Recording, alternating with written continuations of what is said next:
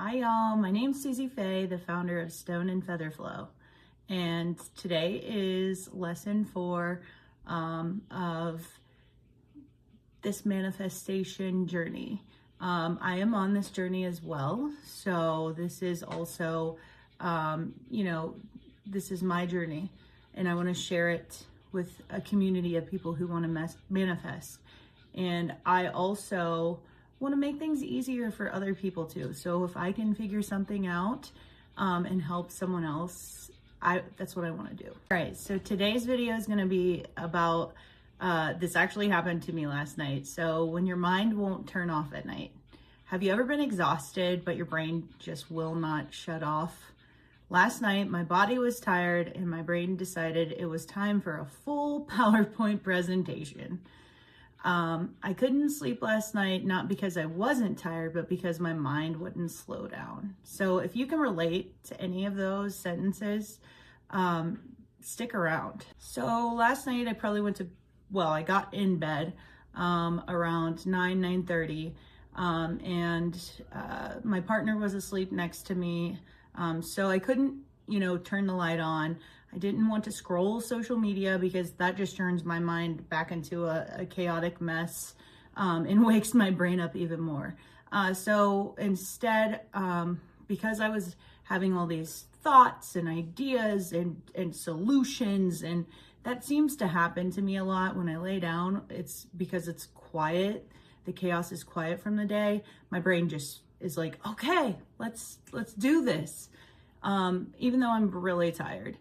So instead of, doing what I normally do, like scrolling through social media, I opened up my notes app in my phone because I couldn't, like I said, couldn't turn the light on.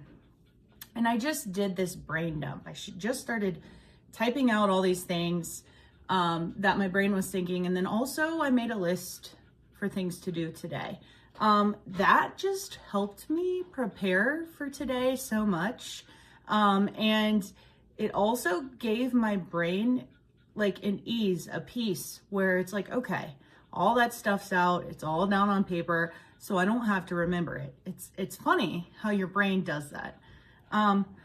So I didn't organize it either in any certain fashion. I didn't just think how I should go about things. I literally just dumped everything, texted everything onto my notes app that I was thinking. Which got it out of my head. And that's all I needed. So brain dumping isn't productivity. It's nervous system relief. Our brains don't want to hold unfinished loops while we're trying to rest. When thoughts have nowhere to go, your nervous system stays alert. Writing things down tells your brain, you don't have to carry this right now.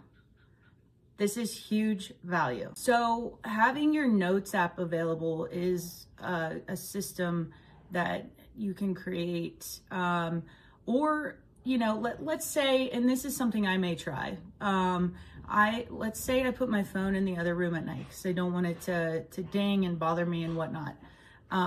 You can have a notebook by your bed, and maybe a little light or something that, if you have a partner sleeping, it doesn't wake them up or whatever. But having a system there where it's easily accessible and your brain is, just wired, you can, it makes it easier instead of making that decision to get up, go get your notebook, go get your phone, when your brain doesn't want to do that and it just wants to sit in bed. So having that system there is why I was able to fall asleep. So what really happened there isn't willpower. It was just having a system that worked for me in that moment. I didn't have to decide what to do. I already knew. Every decision your brain has to make costs you energy. Let me repeat that. Every decision your brain has to make costs you energy. Because I'm not perfect at this and I let my brain kind of loop a little longer than it should, my brain was still kind of wired even after I put everything in the notes app. It had calmed down, but it was still kind of wired, and I was still like, ugh. I would close my eyes and then I wouldn't necessarily think anything, but I couldn't fall asleep. So what I did was then also I did some somatic breathing. And so After I got everything out, I did a few somatic breathing exercise, slow inhales with longer exhales. And that'll be a later video. I can talk about somatic breathing. Nothing complicated. So even just taking deep breaths, several deep breaths, and exhaling a little longer. Just telling my body that it was safe to power down and rest. Not long after that, I fell asleep. So normally when this happens though, so let's say the scenario is I get on my phone and I start scrolling through social media. Next thing you know, and not even social media, maybe I'm learning something new. I've got on Pinterest and but it's activated my brain. And so instead of falling asleep, I am wired and activated and I'm ready to go. Instead of, telling my body to shut down, my brain's like, nope, we're going to go, let's go. So that would be something I would normally do. I didn't do that last night. And this is the second time I've tried this technique and it's worked. So I will keep, posting about it.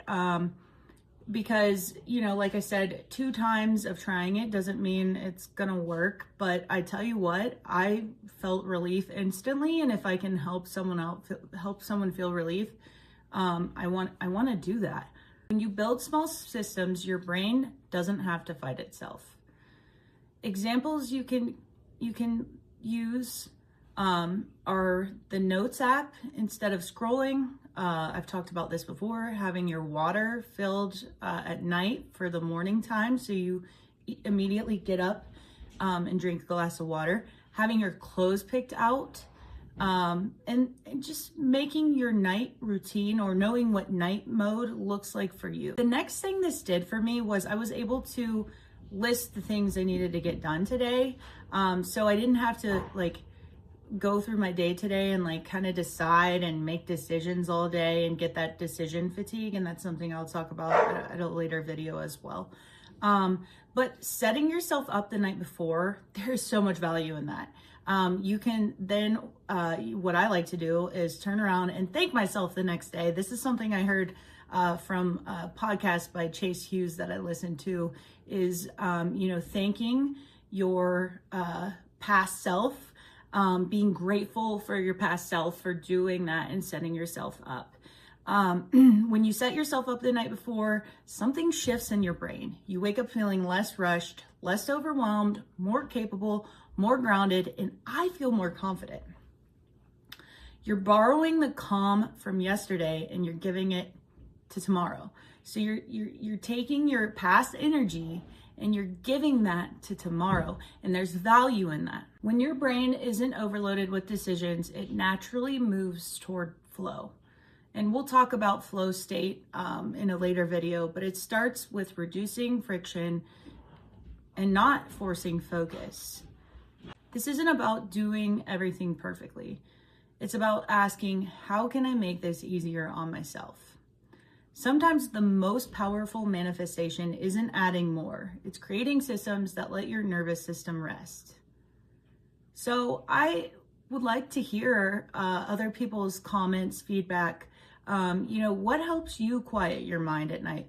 What kind of systems have you built, or what are things that you do when you can't quiet your mind? It's on this loop. It's keeping you awake. It's not good for you for the next day. You're going to feel really tired. What are some things that you do that help quiet your mind at night? I love to hear it. I love to hear feedback. I appreciate everybody who has listened to this point. I'm so grateful for you. I want to keep posting about this stuff because it's first off, it's helping me in this moment, but it's also helped me in the past too as well. And I'm so grateful for that. And I'm grateful I have the capacity to post and talk about it and maybe help someone else out. So, like I said, I've always loved to hear feedback. And I hope everybody has a wonderful day, next few days, year if you don't come back, life if you don't come back ever. But I am so grateful for you and thank you for listening. Love y'all.